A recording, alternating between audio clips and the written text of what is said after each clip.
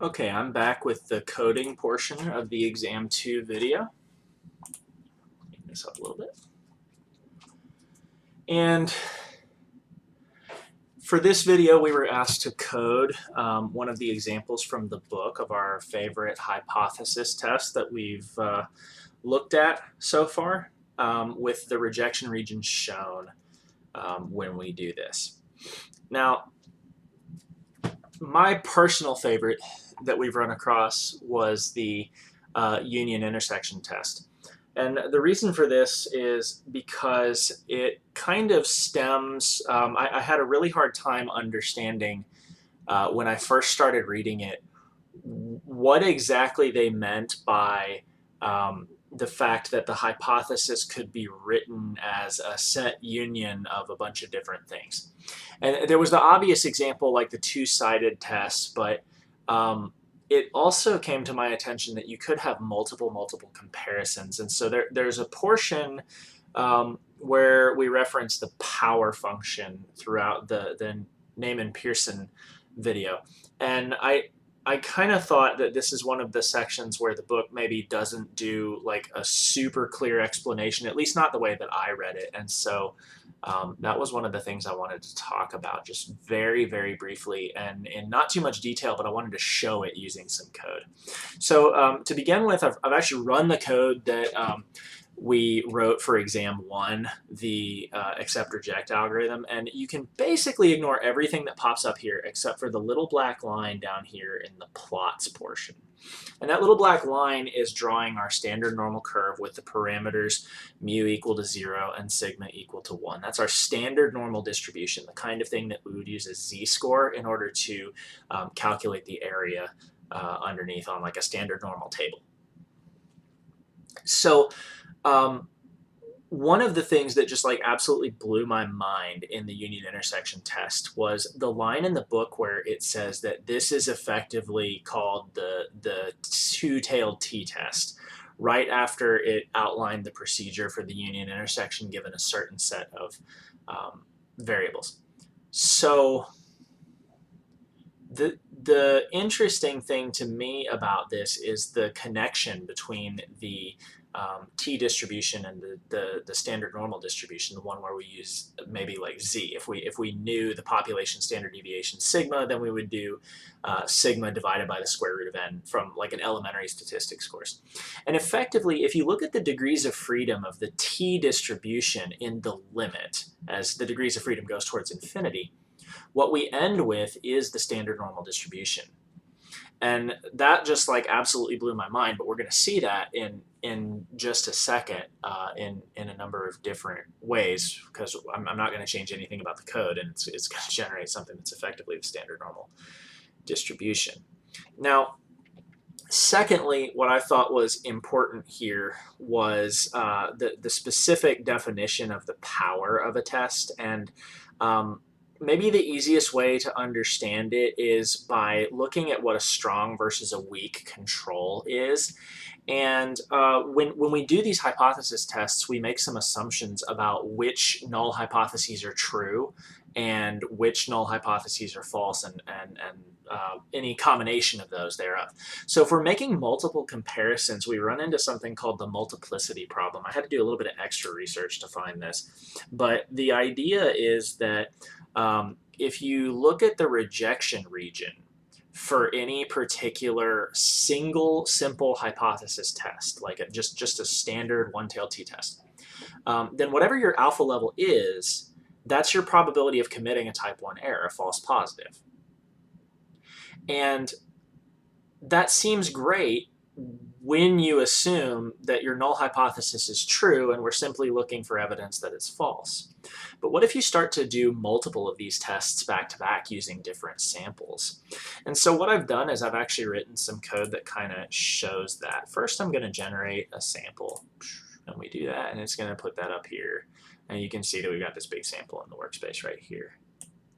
The next thing that I'm going to do is I'm going to look at what the average actually is when I kind of clean it up a little bit. All right, so we've cleaned it up. And if I do a single test, notice that the 0.05 significance level, the alpha equals 0.05, generates this 0.0491. It's effectively 0.05. But if I run, say, 5 of these tests back to back, look at it very carefully. We've got this little 1 and then the value out beside it. The actual probability that I can get any one of these tests to pop up positive is about 22%. So it's actually a significantly higher likelihood that I'm going to be able to reject any one of them. And so we have to be kind of careful with the way that we choose alpha. And I think that outlines the limitation of the union intersect test pretty well.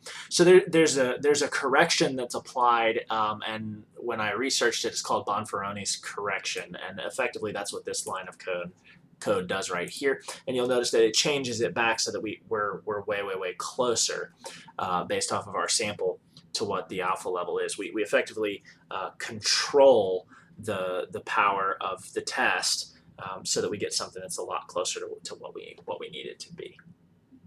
And this idea of the power of the test pops up quite a bit. And when we're testing t-statistics using the union intersection test, I think it's really important to kind of know what the limitations are.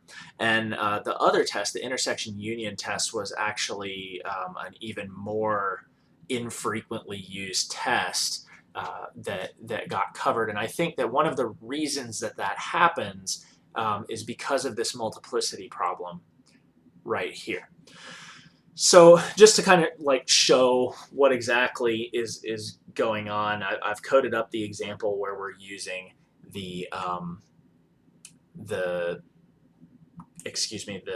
t-test here, the two-tailed t-test. And I want to show it first kind of in the just like an arbitrary amount of degrees of freedom. I've chosen 6 here. And for some reason, when you try to run this in the version of RStudio that I'm running, it doesn't work very well. So you really don't have a choice but to paste it into the console in the original R build, the R GUI build. And it does this. And then presumably it will draw my graph. Thank the Lord it works. Okay, so here I have a two-tailed test where the critical value for that test statistic was 1.68, and it has degrees of freedom 6, and you see that we get this nice bell-shaped curve, and it draws the rejection region on there. Now I am going to attempt to run the other portion of this code to show that nice connection that I was referencing earlier between the t-distribution and the standard normal distribution. If I go back and I move this line of code, which is all I have to do, I move that to the end. The part that we want to pay attention to here is this degrees of freedom 1e99. That's just some arbitrarily gigantic degrees of freedom. It tricks the computer into basically thinking infinity. Or what the computer can interpret as infinity. So here I'm doing for a critical value of 2.32. That's just our critical t value that we're looking at, I guess. But really, because the degrees of freedom approaches infinity, we're actually looking at a critical z value here. And I believe this is something like the 99% confidence level. But anyway, when we run this, oh, careful, I almost messed up the whole thing. When I run this guy, okay, and now we hope that this one works correctly. First of all, you'll notice that the y scale has changed, and that's because this has actually approached our standard normal distribution. And I believe if you actually have a standard normal distribution to compare to, then this is actually that standard normal distribution. And here, the higher the critical value, the smaller that rejection region becomes. It basically sets up the fence posts for that shaded area a little bit further out on the edges. And therefore, we have a smaller probability here of committing a type 1 error that corresponds to a lower alpha level. Okay. So just kind of the quick overview of hypothesis testing. You have some hypothesis hypothesized value that we call the null hypothesis. And usually it's just a value for an average or a proportion or something that we assume to be true. And there's lots of really good reasons why we make that assumption, but the short and skinny of it is that we assume this to be true, and then we're going to test it against some sort of alternative hypothesis, and effectively when we go through one of our different likelihood ratio test methods, or union intersect, intersect union, t-test, z-test, whatever, what have you, they all kind of work the same way. And they just say, okay, how likely are we to see results that are as extreme as the ones that we viewed in our sample, given that the null hypothesis was actually true? And this corresponds to a specific region on the distribution. As you can see, it's shaded gray here. And effectively, if your p-value, which you get from a test statistic t or z by reading it off of the t-table or the z-table, what have you, calculating the area under the curve, if it falls into either this left-hand region or this right-hand region, then we can say that there is, in fact, a significant change from the null hypothesis. In other words, we have statistical significance, and we would reject the null hypothesis. Now, if we were to do a one-tailed test, and I didn't code that, oops, then it just simply allocates that entire area alpha to one or the other tail. So instead of having two shaded regions on either side, it would be either a shaded region on the left or a shaded region on the right. And then obviously if our test statistic corresponds to a p-value that is within that particular rejection region, then we have evidence to believe that the null hypothesis may in fact be false, and therefore we would conclude that we would reject the null hypothesis.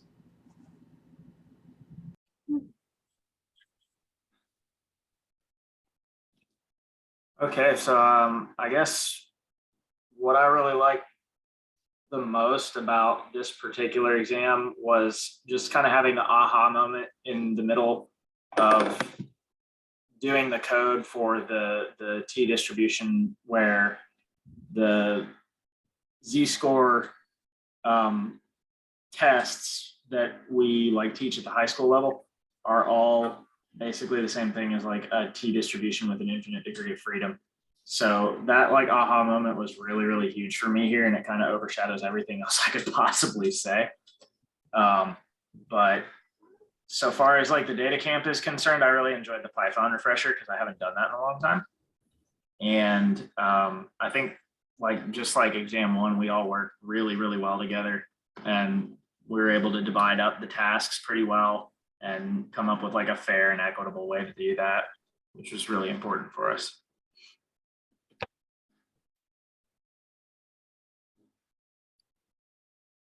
Jose.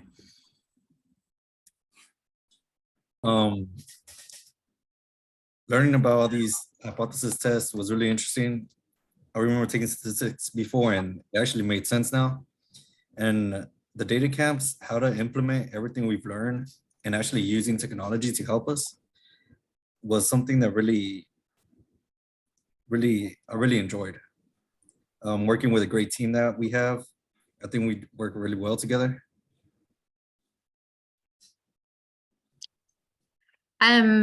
I completely agree. So given the opportunity to work with this team again, I think everyone has their strengths, and I'm so glad that they're willing to go back and forth in discussion and cover the material. With the data camp courses, I did not have any previous experience in coding, and so actually applying our vocabulary and content that we've been doing and putting it into something where it gives actual data has been a neat experience for me. Just to piggyback off of that, I would say the same thing. I have never really had any coding in my undergrad or through this master's program so far. So once again, just being able to take the statistics and apply it has been really cool. In addition, my section was actually to cover the Bayesian hypothesis test, and I really enjoyed that. I found a lot of cool examples, and just getting to see, like, starting with the sampling and then working backwards and being able to infer and update kind of that prior with the posterior. I just thought that was a really neat way of thinking about these things. And also I kind of like the way that the book describes it, like in classical statistics versus in Bayesian statistics. So, and I would just say the communication of this group is just 10 out of 10. So this has been a really cool project.